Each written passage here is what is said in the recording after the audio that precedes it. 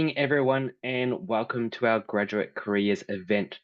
We are so excited that you have joined us tonight with your 2026 new graduate year coming, and we cannot wait to tell you more about how our interdisciplinary practice grad program sets you up to thrive in community-based disability practice. Thank you for being here. Let's make this event inspiring and memorable. I would like to start off by doing an acknowledgement of country, and we acknowledge the traditional custodians of the land in which our site is held and pay our respect to elders past and present, thanking Aboriginal and Torres Strait Islanders for their continued connection to land, waters, and community, and acknowledge the important role they play within our communities. At Everyday Independence, we begin every meeting with a reminder of our mission and purpose, our why. We strive every day to lead and support individuals, their families, communities, and a nation to become a global leader for inclusion. It's a reflection of what we strive to achieve every day. We're deeply passionate about our work. We're involved from the trial phase in the very beginning of the NDIS. It became apparent 2 to 3 years in the NDIS that the expectations for people living with disabilities were really low. This realization fueled our determination to raise the bar. By gathering evidence from around the world, we explored what was possible in capacity building and therapeutic supports, leading to the creation of the Everyday Way. Our mission is to set the bar high, to make inclusion a reality for all Australians, and to lead the world in this endeavour.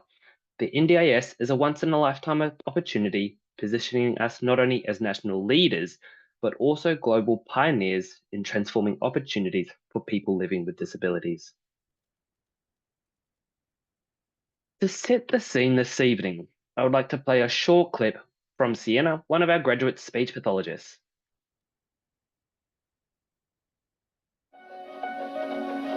I think what really attracted me to working at Everyday Independence was that they work in the social model. I was really passionate about wanting to work with people and their families on really functional outcomes. And when I heard that that's what Everyday Independence was all about, I knew that they were probably the right people for me. It definitely can be scary and daunting when you first finish university and just wondering, what are the expectations going to be like?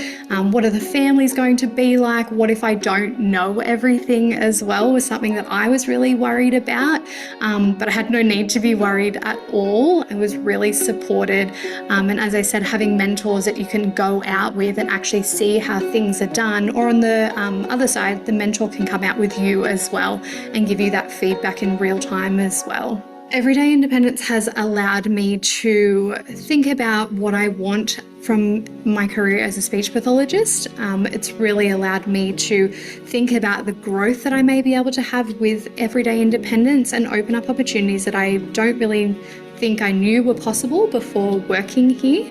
So pretty much from day one, people are speaking to you about where do you see yourself professionally and how can we support you to get there. And that's amazing to work for somebody who really values that.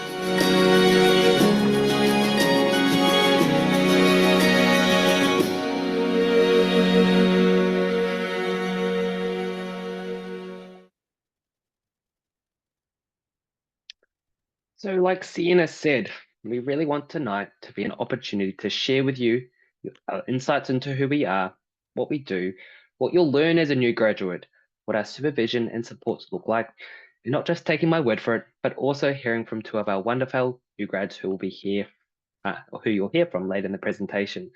And there's a bit of a groundwork. We do have our chat function working, so please do feel free to add questions into the chat, and we will get to them as we get to the end of tonight's webinar.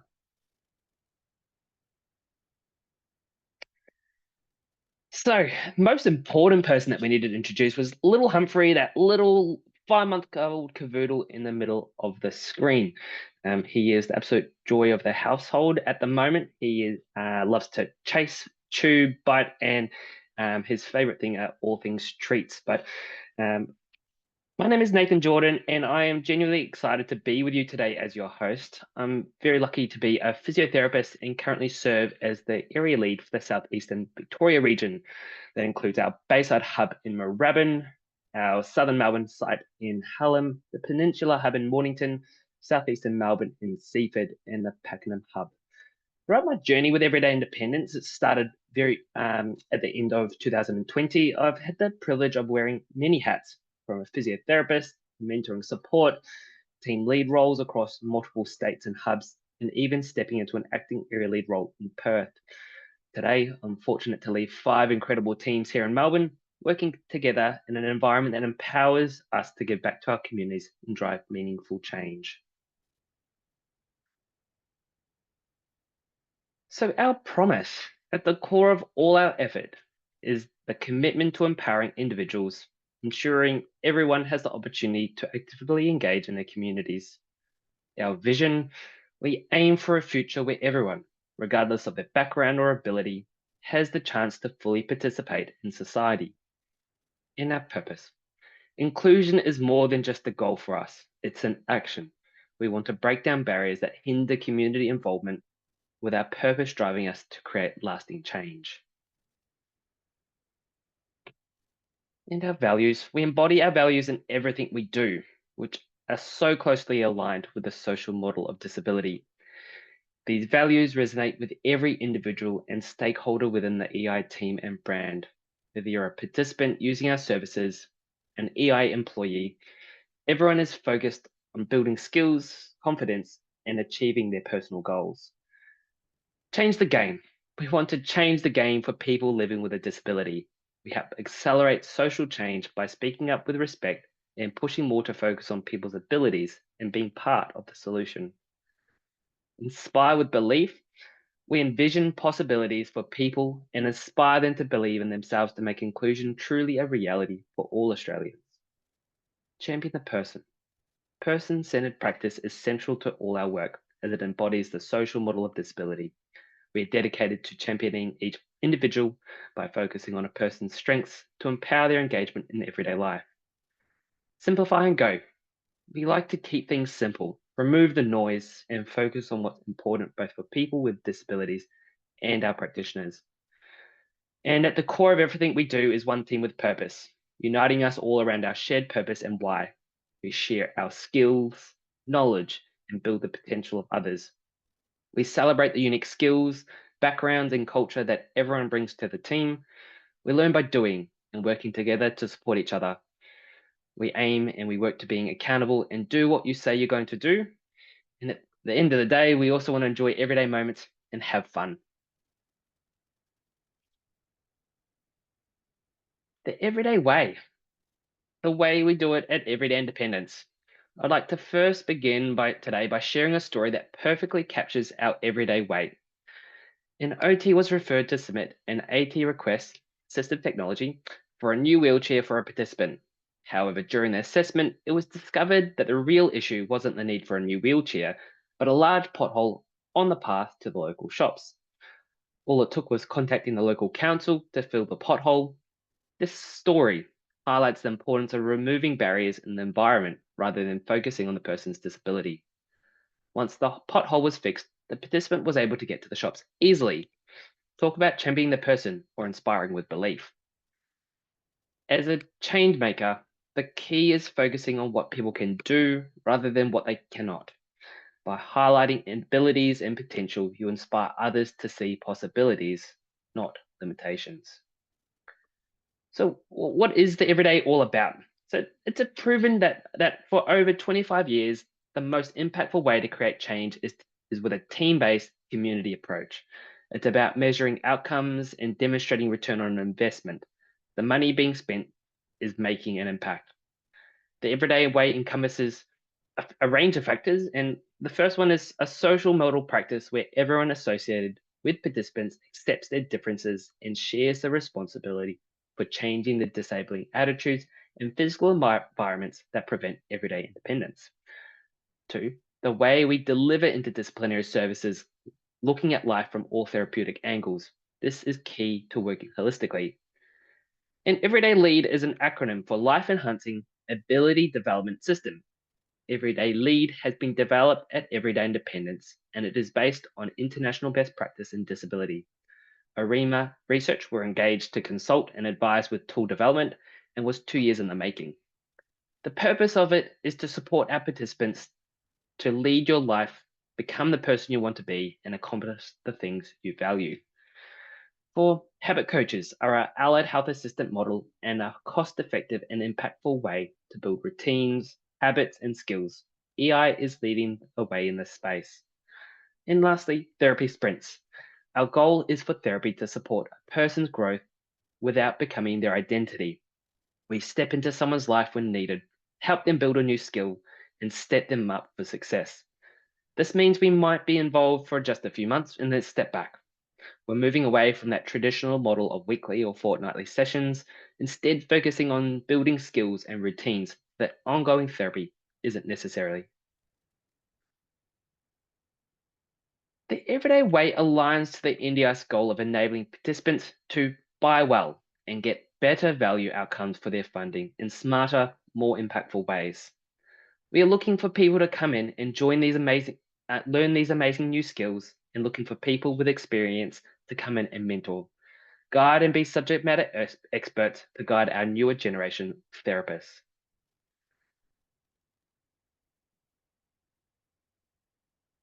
So why work in disability? Working in the disability sector is incredibly rewarding. You have the opportunity to build long-term connections with participants, truly getting to know them and understand what a meaningful life looks like from their perspective. Rewarding, working with participants over a longer period of time and building connections with people in longer sessions with people so we get to know them and what a meaningful life means to them, as well as having the time to implement the strategies that we know that lead to lasting change, like influencing routines and environments. I'm so delighted today and tonight to welcome our panel. Tonight we have Trish Hill, Meg Walker, Hamish Johnson, all who have a great story to share. Thanks, Nathan. So I'm Trish Hill. I'm the clinical education and physiotherapy lead with Everyday Independence, and I'm here to talk to you about our graduate program and particularly the learning and support aspects of the program tonight. So I'm really proud of our unique graduate program. Our program prepares you to work in the NDIS sector by marrying what you already know as a graduate with what you need to know working to support people living with disability in the community. After completing our graduate program, we really can work anywhere. We know that at uni you gain valuable knowledge and skills in your chosen discipline. This is often through a medical model lens with a focus on impairments. Here at Everyday Independence, you learn to extend those skills to work in the social model with a more holistic lens to help people change their lives for the better, which is pretty huge. You'll learn best practice as a clinician and also learn about professionalism in the workplace. At Everyday Independence, we help you take the next step in your career by experiencing the social ecological model of practice as part of interdisciplinary teams. You'll learn how to be sustainable in your practices as a professional to support you on your career going forwards. So by combining what you learn at uni with what you learn at Everyday Independence, you really will change lives as a practitioner. So let's talk about the support that you receive as a graduate in our organisation. As a grad at Everyday Independence, you'll have 7 key points of support.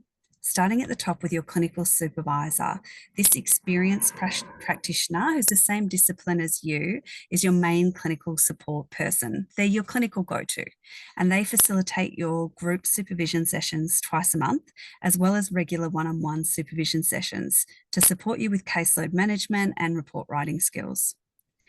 You also have an induction supervisor, an experienced practitioner who shadows and supports you during your initial induction sessions to help you learn our approach with support on the ground. Next is the team leader. So an experienced operational leader at your hub assists you with managing your calendar and your professional habits through weekly check-ins. Next is each other. So graduate peers, you learn together and meet with your fellow grads regularly, connecting at least 3 times a month in group supervision and clinical reflection sessions.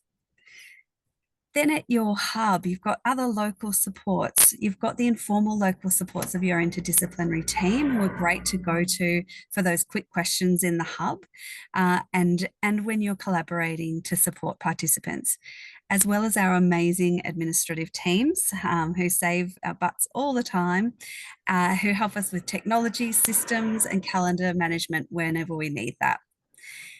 Then we've got subject matter experts who are across best practice in their fields, and they support learning through communities of practice and regular online or hub-based learning opportunities. And one of these is our phone a friend style clinical support, which we call everyday therapy mentoring, that you can just tap into, and it's offered 4 out of the 5 days a week. So that's 7 great ways you're supported as a graduate at Everyday Independence. So sitting alongside those support people is the graduate curriculum itself. So our graduate program includes a structured learning curriculum, which covers both foundational learning for your own discipline, as well as some disability specific curriculum. So some stuff that's relevant for all of us as allied health professionals in the field.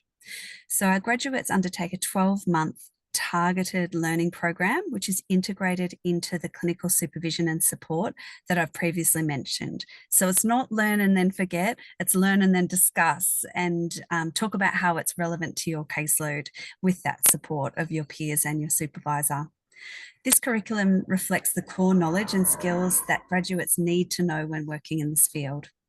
The learning sessions are tailored to each discipline through the year, cover not only technical skills, but other real game changers such as coaching, clinical reasoning and reflection, as well as managing things like courageous conversation, which is such a valuable skill for your whole professional life, whatever you end up doing longer term. In addition to all of this, you can also access external professional development with a budget to follow your professional passions. That might go towards workshops, professional memberships, conferences. I just came from the physio conference. It was really cool. Online learning, all sorts of things. So our graduate program really does have it all, with 7 key points of support for graduates, as well as a comprehensive learning curriculum, both in your own discipline and in working in disability as an allied health professional. So getting your career off to a really cracking start.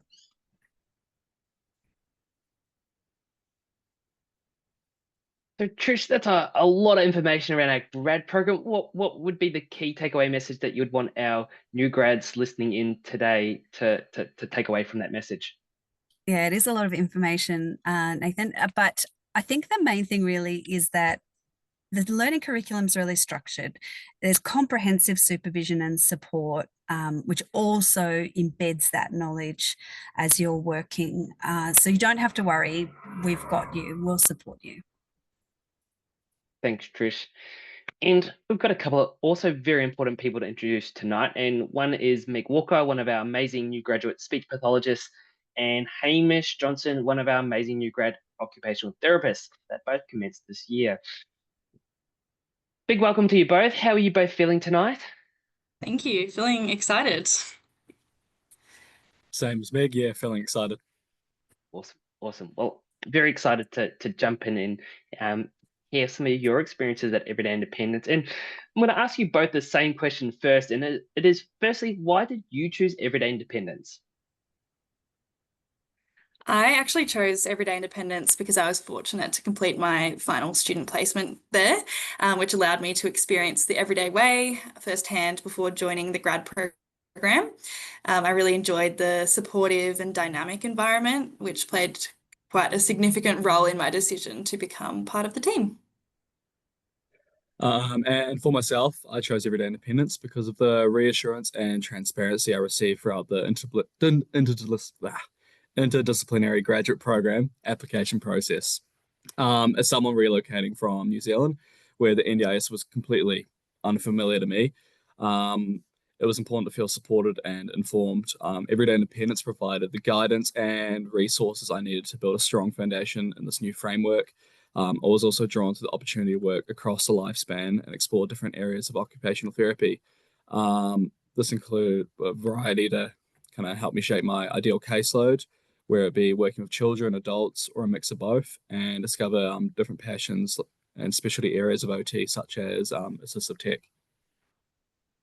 Awesome. And I also have a fondness for assistive tech, seeing our participants move, especially as a physio. And Meg, what has been your experience of the everyday independent supervision? I've had excellent supervision experiences at Everyday Independence and really appreciate the balance of both one-on-one and group sessions. The individual supervision allows for tailored guidance specific to my caseload, while group supervision provides a valuable opportunity to hear from other new grad speeches across the organisation.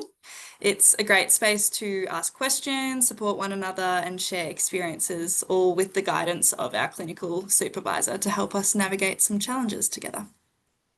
And Meg, we often hear one-on-one supervision versus group supervision. How did you initially feel about that idea of group supervision? I loved it. I love being able to bounce ideas off other new grads that are in similar situations and work through things together. Amazing. Hamish, who do you find the most important member of your supervision team is? For me, it was actually hard to pick just one. Both my current team leader, Cass, and I've had, been fortunate enough to have two amazing mentors throughout my new graduate year, who have been incredibly supportive. With my OT mentors, I can kind of reach out to them anytime during the week, whether it's for just a quick chat or case-specific questions, or I can jump into our group mentoring together to unpack more complex clinical challenges. And then, yeah, my current team leader, Cass, she plays a key role in helping me manage my caseload and calendar building, those professional kind of building up those professional habits for myself. And she ensures my schedule works for me, balancing admin time, reporting, and participant sessions in a way that supports both my well-being and the needs of my participants. And you mentioned professional habits. Hamish, what do you mean by this? Just ensuring kind of, obviously we're working in the community, managing our own caseload at this point. So kind of having everything booked in ahead, having that planning all in place, and not letting it kind of build up so that you're having to do everything last minute kind of really helps with being on top of the stress, finding your career at the same time. Absolutely. It's often a lot to juggle, isn't it? Yeah. And Meg, back to you. What are you covering during supervision? We often talk about getting supervision. What does it actually look like? So the focus of each supervision session depends on the format. In our group sessions, we begin by sharing general practice-related questions with our clinical supervisor, followed by more specific discussions on caseloads and participants. In my most recent group session, for example, we reviewed key takeaways from the latest speech pathology community of practice and explored how to integrate those insights into our own practice. Whereas during one-on-one sessions, the focus more shifts towards participant-specific and caseload-related questions, where I receive support in completing case notes and reporting. And then my sessions with my team leader at the hub emphasize building strong professional habits, effectively managing my caseload, and optimizing my calendar for productivity. So both you and Hamish have mentioned those professional habits around caseload management, calendar management. How have you optimized your calendar, Meg? I find the handiest tip is to place participants who live in a similar area all on one day to optimize the use of that time is very handy. Great tips and tricks, Meg. Back to you, Hamish. Are you finding group peer reflections and group clinical supervision helpful?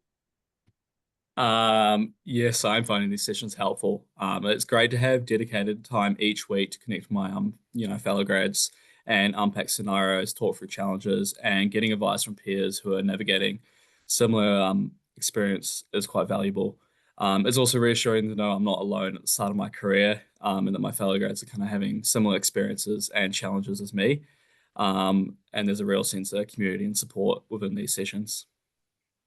So I can imagine as a new graduate, you've come across lots of curly questions at different points or challenge. How do you ensure that the time is equally shared and you don't feel like either you're taking all the time or that you're not getting enough supervision support? Um, Bit of a mix. I guess we've got usually a couple different opportunities throughout the week, with either our smaller group clinical supervision or maybe the monthly kind of catch ups with everyone. And it's pretty good, enough smaller groups of your mentors and a bit of turn taking, everyone's got a chance to sort of jump in, add their input, or, work through their challenges with support. Amazing. And a question to both of you, and I would love to know, do you have a rewarding story of impact with one of your participants during your time at Everyday Independence that you'd like to share tonight? Yes, I can go first. It's hard to pick one story because there's many, but the one I've chosen for tonight is that I've been working with this participant for 6 months. She's 26 years old and has cerebral palsy. She's in a wheelchair and she's non-verbal. She hasn't had any way of expressing her wants and needs or making any choices over the past 3 years. The previous speech she had introduced a device, but it was not carried through once services ceased, which was unfortunate. I have now reintroduced the device and we've been targeting making choices for music, which is her big interest. At first, she wasn't really engaging, so I spent many sessions modeling it, as well as capacity building all of her supports around her as well. She started to reach out and touch the device, and now she's making fully intentional choices. So she's playing a game and throwing her music toy on the ground and then tapping the name of the toy, which is Ali, for me to pick it back up, which is awesome. And she's also started saying I for hi and X for thanks as well. So very big change, which is awesome. And her whole support team is very, very happy and proud of the progress that she's making. And what a great way to champion the person there, Meg. What a great story of impact. What about you, Hamish? Do you have any stories of impact that you've come across in your time thus far? Yeah, so I've got one with a young person that I've been supporting at both school and home. This young person previously didn't participate in many home-based activities, such as making a meal for themselves, despite his younger siblings being able to do so. I had one session with the participant where together we made eggs on toast, which he had never done before. I led the way doing, a bit of modeling of the task with the young person, and he was able to follow suit with my support. It was a simple session, and we were successful in just making the eggs on toast.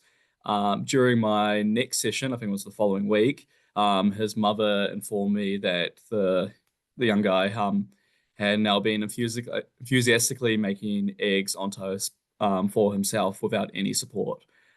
This showed me that even taking the time to support someone in an activity that may seem, simple to us, can make a big difference in someone's participation and well-being. Amazing. Thanks so much, Meg and Hamish. I really do value your insights.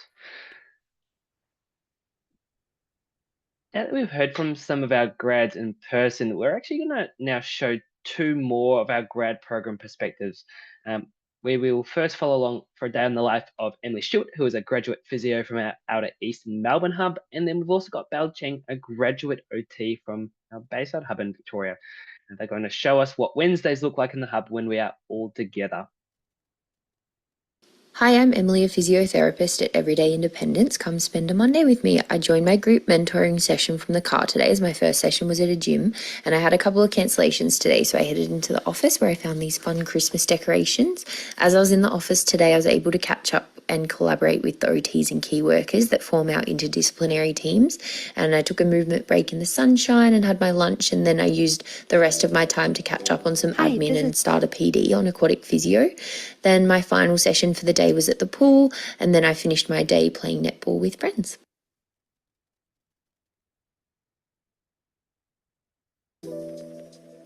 Hi, this is Belle, new grad OT from Everyday Independence, and this is what our hub looked like on a Wednesday. Every Wednesday we have team meeting where we share our wins and update. Then I went into a meeting with a senior OT in our hub and other OTs online about onboarding students in EI this year. Have team meeting with my team leader. I'm seeing my team leader per fortnight for regular support, but I can also message her whenever I need to. Next, a new grad program with my fellow new grad OT, PBS and Speechy. This helped us to build a solid foundation to kickstart our professional journey. And then I had to do some phone calls. Being in the hub makes Teams communication much easier because you can just knock on doors. Here I was talking to admin to reschedule some appointments.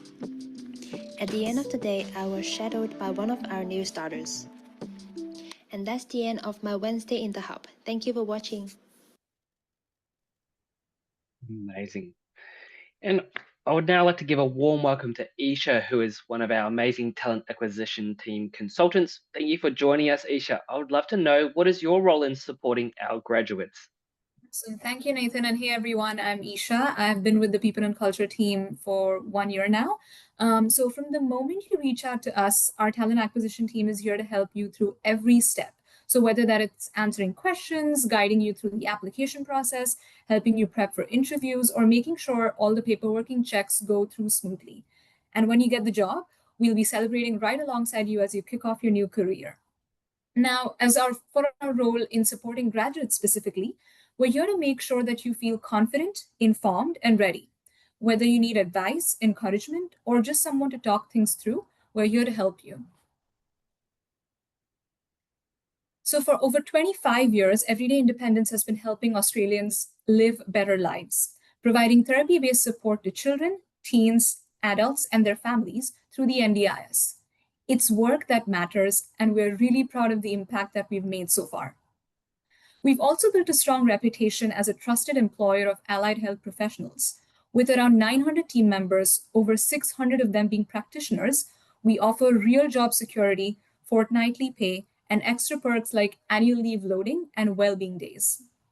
We've got 40 hubs across 6 states, and we're still growing, especially in Queensland, Tassie, Western Australia, and New South Wales. Now, along with the standard salary that you would be offered with the position, there are 4 more ways to earn more, which include salary boosting, performance incentive, flexi incentive, and everyday way bonus. Now, one of the best things about working here is that you can shape a package that actually works for you. Whether you're looking for financial rewards, career growth, or flexibility, we've got options. You can earn up to $3,000 extra each year just by meeting your role requirements. There's over $1,000 in professional development allowance, plus internal courses like mental health first aid to keep your skills sharp. If you're keen to go above and beyond, our flexi incentive gives you $80 for every billable hour over target, and you can opt in or out anytime. If you'd like to boost your base salary, after 8 weeks of meeting your targets, you can commit to a higher billable hour goal and get paid more regularly. We also offer annual salary and performance reviews, and when you're ready to step up, there are clear pathways into team leader or clinical supervisor roles. It's all about building a career that fits your goals. Now, here's a little bit of an insight into our hub life, where, as you saw in one of the TikTok videos before, Wednesdays are often the most exciting day for our practitioners as they meet in the hub for a team meeting, morning tea, or coffee. Now, I'd like to throw it to Nathan to maybe shadow some more insight into this. Absolutely. So often each team has their own unique culture.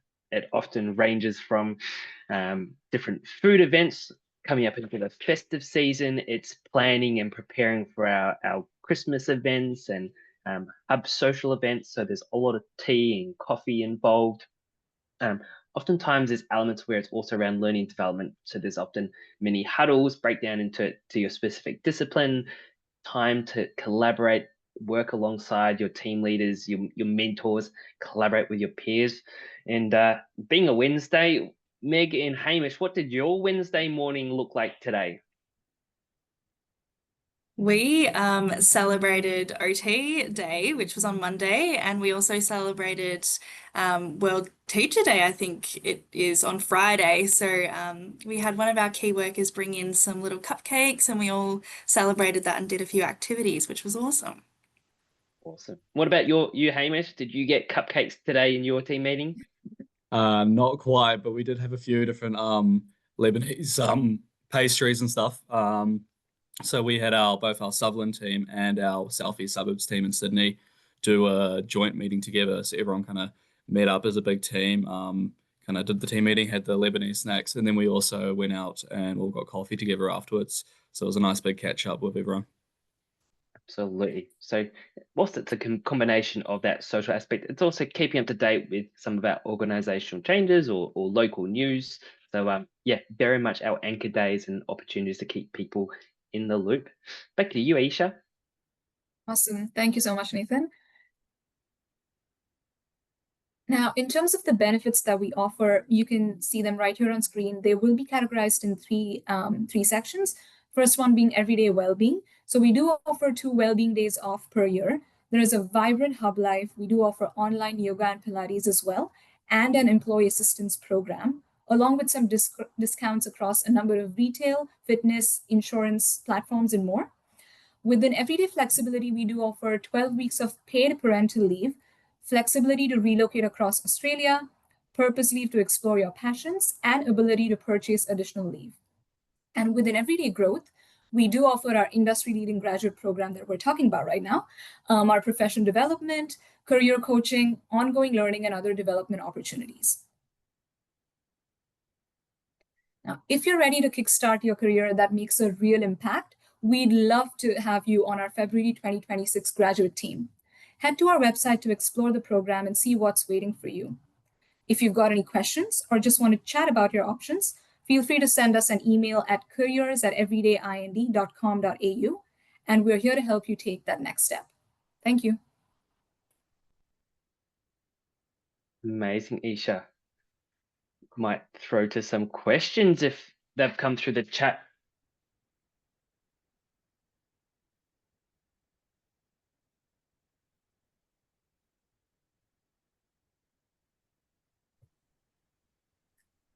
Haven't seen anything come through on the chat. So if anyone is on and has been wondering about something that we spoke about, feel free to jump on the chat. I know people sometimes don't want to be the first one, but for safe space, there's no bad question. We love hearing whatever's on your mind and happy to help you just understand a bit more about the program or anything else that you're curious about.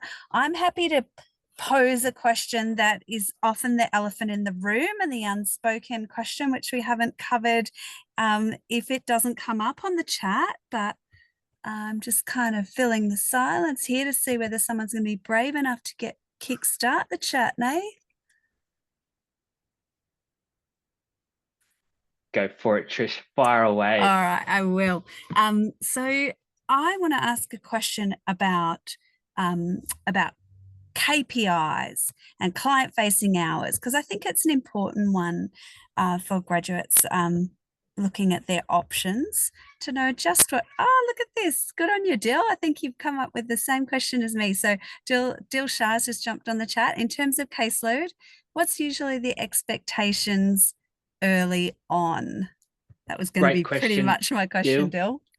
I'm going to cover those 2 questions because I actually think that they're slightly differently. I think the first expectation is actually setting yourself up for success, and that is one, being a sponge.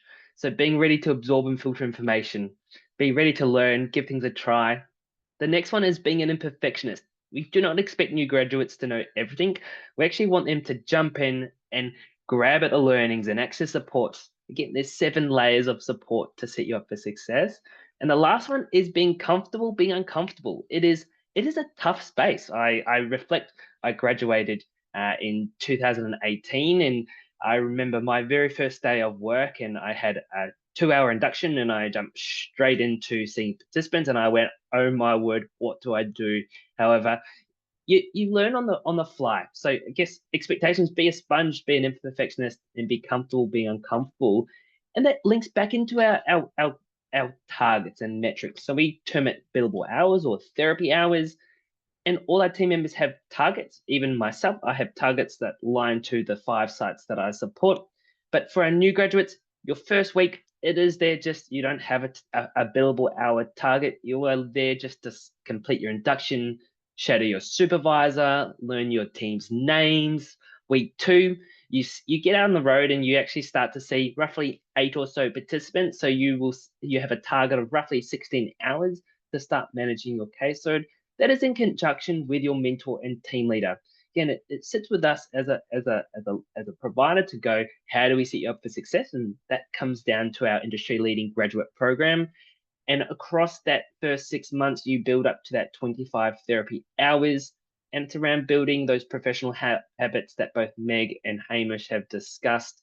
And then at the end of the 12-month program, you transition up to 26 therapy hours, which again, also aligns with an increase in your take-home remuneration package as well. And if we're talking about KPIs or metrics for our part-time team members, in the current climate, we often see new graduates work 4 days a week and have a long weekend, or work 9-day fortnights. Those KPIs are pro rata, so it is very fair and reasonable. I hope that answers your question, Dill and Trish. It does. I do have another one, but please jump on the chat while I'm rambling away, guys. So you mentioned some numbers about hours, but what does that mean in terms of how many participants I might see in a day on average or across a week, Nath? Absolutely. So within our work week, we would typically see 3 to 4 participants per day. That will vary based on, some weeks you might have a few reports to do, so you might see less face-to-face with a participant. Other weeks you may not have any reports at all, and you might see up to 15 participants in that week. The real key part around that is building a sustainable workflow. The goal is to create new graduates that become early career clinicians that are skilled, they're passionate, and they have a balance between work and their personal life, so that they're able to achieve great things for their participants, but also be able to get to the gym if that's of interest, be able to play netball like one of our new grad physios mentioned in the video, and whether it's sporting aspirations or whether it's actually, I like to get home and read a book, those are really key areas. So as far as what a caseload looks like, it will vary. So a behaviour support practitioner new graduate might build up to 20, 25 participants, depending on the funding that those participants require and associated supports. To an OT might have 40, 50 participants. And again, it would vary based on the specifics of that caseload. So it is also very individualized. That makes sense, Nathan. And you'll have to forgive this amazing glare that's just happening on my screen. The sun, I thought I was in such a clever spot for lighting, and it's just totally backfired as the sun's gotten lower. So forgive that glare that's happening on my face. That makes sense. I don't think there's a magical caseload number because every participant's different, and some of them need more intensive therapy supports than others. So I think you're right, Nathan. It does look completely individual depending on the person. And when you talk about that 15 participants over a week, I was speaking to a physio colleague of mine, and she was talking about what her typical day looks like. And it just reminded me how lucky we are to have longer sessions with people to get to know them and do really meaningful things in their lives. She sees 12 to 15 people per day, and that's how many we would see in a week. So Absolutely. It just highlights, I think, the difference. You can go and work somebody and it's like, next, number 39, it feels a bit like that. Whereas we're a lot more about that long-term relationship, getting to know people authentically and their lives, and having that really broad impact. And that very much comes back to that socio-ecological model that we work within, meeting participants where they're at, in natural settings where participants live, play, learn, and work. And the reality is, we are complex beings. It takes time to build rapport, be able to generate change. And the magic of therapy doesn't occur in those sessions. It's the capacity building that enables our participants to continue those habits while after we head home for the day, or until our next therapy session, or in an ideal world, a participant being able to achieve their goals, that they can find meaningful employment or achieve their life aspirations that potentially otherwise they might not have seen as possible. Absolutely. We do have a quiet group on the call today. I can see you guys are all still there. So that tells me that you're probably feeling a little bit curious about something. Oh, thank you, anonymous attendee. You can ask questions anonymously, guys. So if you are feeling a bit self-conscious and don't want to put your name to the question, you may absolutely ask it without sharing your name. What are some challenges that new graduates face? I can keep blurring on, but I'd rather hear from the graduates on this one, Nath. What do you reckon? Absolutely. Megan, Hamish, you're our very much in that new graduate space. What challenges have you faced? And even to add to our anonymous question, how have you navigated those challenges? I'd say for me, a challenge that I had in the start definitely was having those courageous conversations and having those tricky conversations with families or supports that might not go as well as you thought it might. I very much leaned on my supports, my team leader and my mentors in those times. And number one, it was good to hear that I was doing the right thing, but also get advice on how I can handle it next time. I think was probably the biggest challenge, but it's good to know that you have that support and, they encourage you so much. So yeah. Even to add to that, Meg, I think boundaries is such a great example. I often have seen in time where it's setting boundaries in those conversations. The amount of times I've seen team members being requested a 4 or 5 o'clock appointment on a Friday afternoon. And a lot of times team members have said yes across time, but as we unpack and have those courageous conversations, it does set you up for success. What about you, Hamish? Have you had any challenges that you're faced in your graduate year?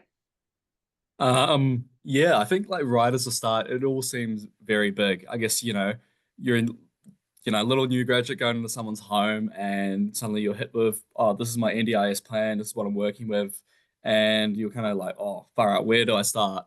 But I think for EI, they set you up on the right path, whether it be from the initial with the everyday lead tool to go through, have your set linear questions that you have to go through to make sure you gather all the information you need, and then going through the focus assessment planning where you can then sort of jump in, message your therapy mentor and be like, hey, I've got no clue what's happening. Where do I start?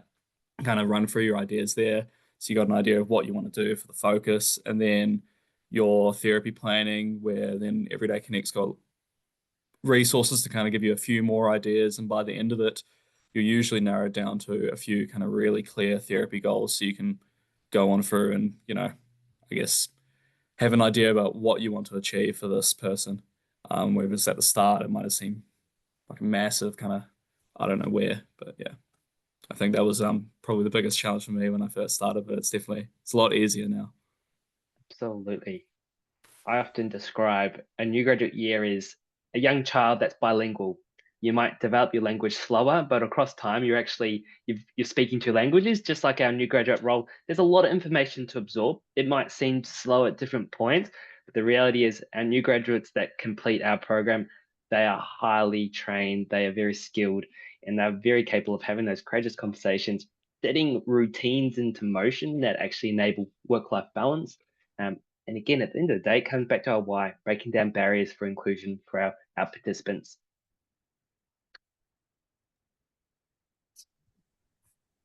Nathan actually had one for you because we do get asked this question quite a bit by new graduate candidates. And I'd rather have like a practitioner answer the question, which is in terms of caseload, which we briefly touched upon earlier, in what's the kind of caseload that new graduates usually get? Like, would it be mixed, or is it focused on peds or adults, or across the board? So I like to say that we offer diversity, but I know that each hub kind of has its own kind of own demand pool. So I just thought I would check that with you. I might actually pass it to Megan Hamish and then I'll answer it. Megan Hamish, what do your current caseloads look like? I currently have quite a broad caseload. I'm seeing pediatrics, adolescents, and adults, which is what I've wanted to do because I didn't want to narrow it down to one. And I'm thoroughly enjoying working with a range of different people, which is awesome. Thanks. I'm just pulling up my total participant count at the moment. So I give you guys a bit of idea. So I've currently got 48 participants, and that's all a mix because we've got a lot of key workers on our team. So I get the privilege to come in as an OT consult and do a sprint for some of the young people from, I guess, ages 2 to I think 8 or 9 is what key worker covers.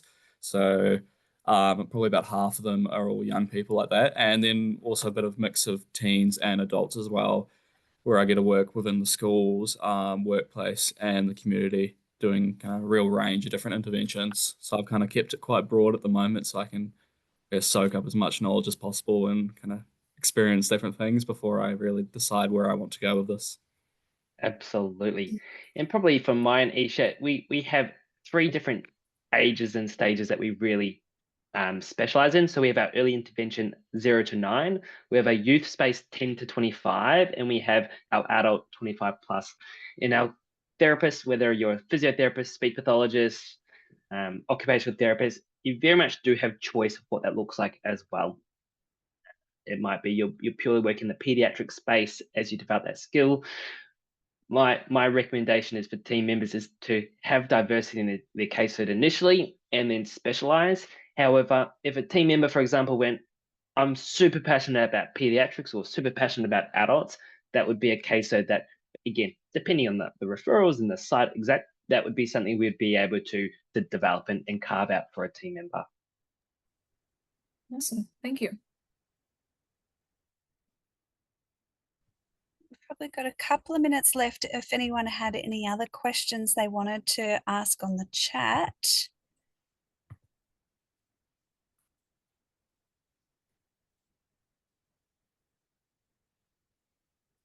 Was going to just add on that comment about diversity in terms of age groups. I think the other thing we see is real diversity in terms of how people present, not just maybe with the disability or the impairment that's made them eligible for that NDIS support, but also in terms of their social and living situation, what their goals are, you know, so many ways that people are diverse, you know, their interests, their strengths. There's diversity everywhere, you know, never a dull moment when you're working in disability, especially in the community. So it's a really varied role. No 2 days look the same. So you saw an example of Emily and her TikTok about a day in the life. The next day would look, you know, really different as well. So, oh, great. There's some questions. Thank you, anonymous attendee. What kind of reports do OTs need to write? Is there any support with this? I'm going to hand this one over to an OT because I'm physio by background. So, Would you like me to jump in for this? I would love Absolutely, you to jump in, Hamish. Hamish. Oh, yours. So we do a couple different reports. I guess the main one we would be doing is at the end of towards the end of the NDIS plan period, we do our outcome reports, which is pretty much a summary of what we've done with them. So we might have had the 5 different goals. Let's say it might be around kind of healthy habits, emotional regulation, or maybe gauging physical activity, or even just being able to maintain the home. And then we'd be summarizing the progress in those reports and how their scores have changed. And then I guess as you're kind of getting more skilled in your practice, we would start getting into the FCA space, doing those larger functional capacity reports, and kind of reviewing the NDIS plans and reviewing someone's funding, and if it's aligned with their need. We do get to do a couple other fun ones. I've done the odd either sensory profile then into a sensory report, which are quite cool to do. And then obviously we've got the AT space or some of the housing reports, which we kind of send off and bring kind of the OT input, which I guess for housing recommendations or adaptive equipment is quite valuable. Yeah.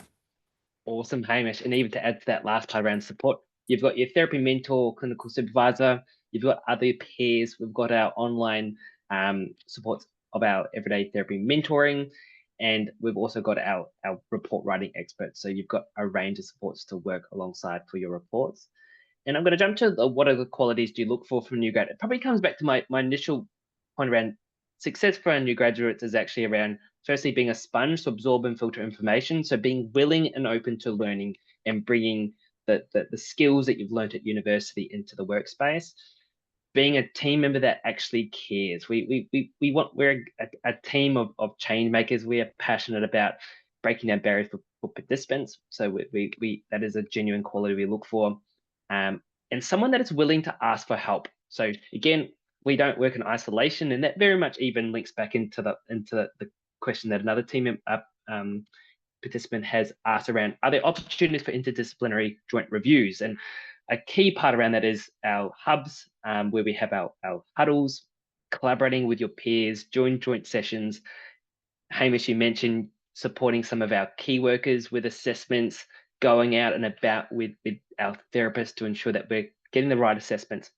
Even my own personal experience, I've often taken along with our home mods occupational therapist, and I've done physical assessments to support with their home mods applications, doing assistive tech trials and collaborations with OTs. So for example, I might be working with amputee, I might be working on the power wheelchair, for example, but there's upper limb constraints or pressure care considerations that I might actually get a second opinion from an OT. So there would be a joint collaboration in that point as well. And then when it comes to interviews, so we go through a range of questions. I'm not going to share exact questions for the sake of being that aspect around giving things a try. However, the main thing is for our interviews is we want to get to know more about you as a future new graduate. We want to know why you're passionate about the space, why you became a therapist in the first place, and the one question it's probably not the formal question on the list, but one that I always ask is, how do you look after yourself? How do you ensure that you have healthy boundaries and habits that you've developed across your university experience? If new graduates are anything like I was back in the day, there were times when I stayed up late to study.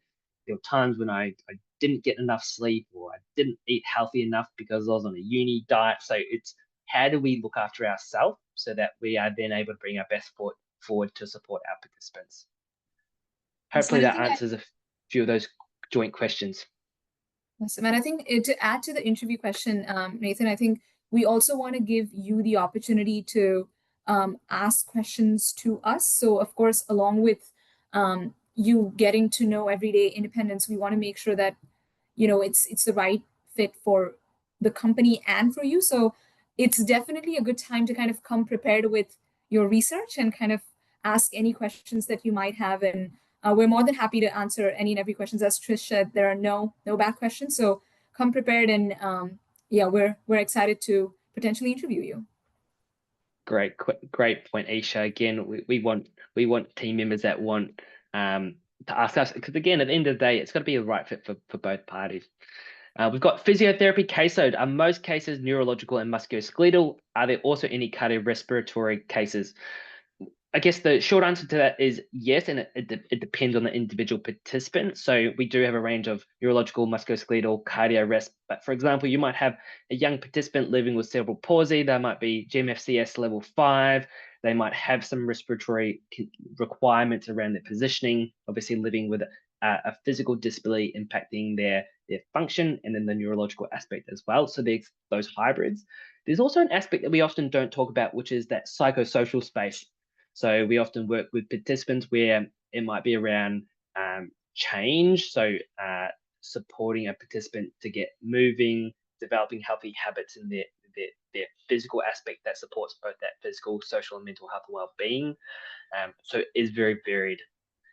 Yeah, that's I'd agree with that. And I think mainly when I think about with my physio hat on, what do we do as physios working in this space? It's about helping people to participate physically in whatever they want to do in life. So it's the physical side of that where we really shine, and whether that's, you know, movement itself or positioning, as Nathan said, or whether that's having the fitness and the endurance and all of those side of things to do what they want to do in life, and to be mentally, physically well, to do what they want to do. So yeah, we do have some cardiorespiratory. We don't generally do that really intensive a high complexity cardiorespiratory stuff, especially not in your graduate year. So we don't tend to do suction, intensive chest physio. That's generally led by the tertiary hospital physios, certainly in my state.